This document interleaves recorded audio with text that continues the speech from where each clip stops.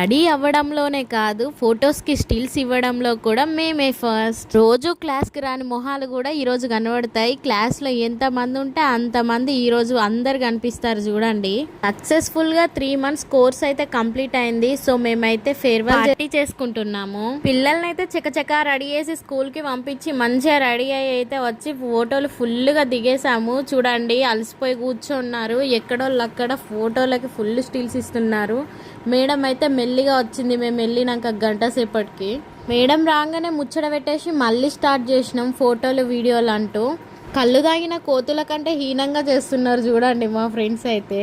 ఇక్కడ మేము ఎక్సర్సైజ్ చేస్తున్నామని అనుకుంటున్నారా? కాదు, స్టెప్స్ చేస్తున్నారు మా వాళ్ళు.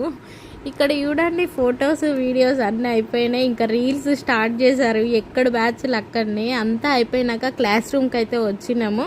మేడంతో కేక్ కట్ చేపిద్దామని. ఆ చిన్న పాప ఉంది కదా, తనదైతే ఈరోజు బర్త్డే అంట.